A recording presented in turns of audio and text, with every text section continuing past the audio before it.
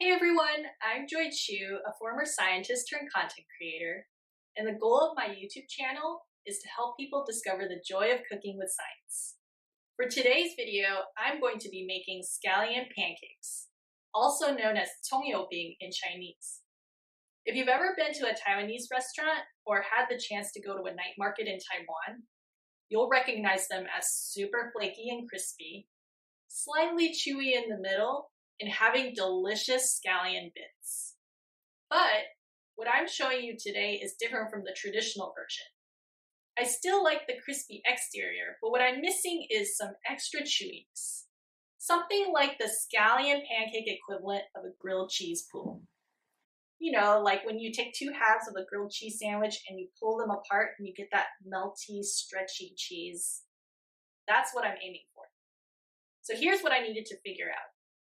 How do I make the dough have that stretchy, chewy bite? I found my answer from two sources. A roti recipe by Mandy Lee, who blogs at Lady and Pups, and the basics of shaping pizza dough. I've adapted Mandy's recipe and borrowed some pizza techniques, which you can find in my recipe linked in the description below. Before I jump into making the actual recipe, I want to talk about three factors that contribute to a dough's elasticity. The first is the kind of flour we're using. For this recipe, I'm using 300 grams of bread flour, which has high protein content. This means that the dough has more ability to form strong gluten networks, which can make the dough a little bit more stretchy. So what exactly is gluten? Gluten is made primarily of two other proteins, gluten and gliadin, which are found in wheat flour. When you mix water with flour and knead them together in a certain way, gluten and gliadin become organized and bind together to form a protein net, which is what we call gluten.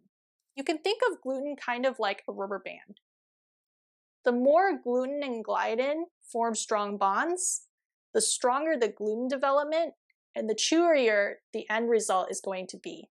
For this dough, this amount of gluten development might be a little bit too much. As you can see, it stretches, but it's pretty tight. What we're going for is something like this. The gluten development is still fairly strong, but you can see it stretches more and it's a little bit more flexible. The second thing is the amount of water. This dough is at a whopping 95% hydration, which means we're using 95% water by weight relative to the amount of flour. Adding water will help gluten and gliadin form bonds, but because there's so much water, we're going to need a lot of mechanical action to make sure the proteins find each other and bond well. For this recipe, I'm using 285 grams of water for 300 grams of bread flour. The third thing is the temperature of the water. How hot or cold the water is matters because proteins are very sensitive to temperature. Cold water will slow down gluten development, whereas hot water will break the gluten and gliadin bonds and denature the proteins, which means that the dough won't form strong gluten networks and it'll be tender as a result. For this recipe, I'm adding water around 130 degrees Fahrenheit, which is hot enough to denature some of the proteins, but will cool down a bit to still allow for a good amount of gluten development. Now it's time to make the pancakes. After testing multiple ways of kneading the dough, I discovered that Mandy's technique of doing it all in a stand mixer is the best. The stand mixer develops the gluten well, and it introduces the air pockets we need to make the pancakes light. For the first stage of mixing, I'm adding 240 grams of water to the bread flour, combined with 4 grams of salt, which helps the gluten proteins stick to one another. I'm mixing the dough on low until it comes together into a wet mixture. Mixing here helps to hydrate the flour evenly so that the water can get to all of the gluten and gliadin proteins. Then I'll knead on high until the dough starts to pull away during mixing, about 6 minutes.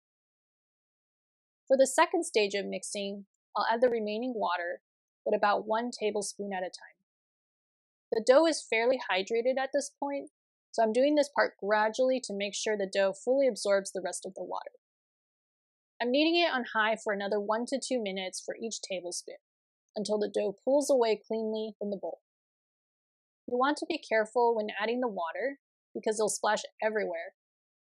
I've created my own Jackson Pollock paintings while making these pancakes in the past, so I've learned to add the water, start the mixer on low, and then gradually increase the speed when I feel like it's not going to splatter. The dough is done when it looks glossy and runs along the side of the bowl when you tilt it. Resting the dough helps the proteins to continue organizing in the gluten network, so I'm going to cover the bowl and let the dough rest for 1 to 2 hours at room temperature. During the resting period, I'm going to make my scallion oil paste. For 3 pancakes, I used 2/3 cup chopped scallions, 45 grams of all-purpose flour, and 90 grams of avocado oil. To make the paste, I mix the scallions and flour in a heat-proof bowl. Then I heat the oil over medium heat until shimmering and hot, which takes about 5 minutes. When you pour the oil over the mixture, it should sizzle. After adding the oil, I'll mix until everything is combined. The dough has rested for about 2 hours, so now it's time to shape it into rounds.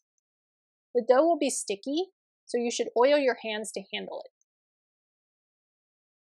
I use a bench scraper to divide it into 3 equal pieces. To shape each round, I gently press it on my lightly floured surface. Then I stretch out the dough like I'm making pizza. If you notice the dough shrinks back, let it rest. Shaping the dough can wind up the gluten proteins, so they sometimes need a bit more time to unravel and relax. You can use a rolling pin if it's easier for you, but pushing too hard on the pancake can end up making it too chewy. After stretching it out as thinly as possible, I spread the scallion oil paste on top. You can also sprinkle some salt here for more flavor. To form the layers, I roll it up into a log and then make a snail from the short end. Then I tuck the snail back into a ball, cupping it with my hands, and stretch out the disc until it's thin again. If it resists stretching, let it rest to help the gluten proteins relax.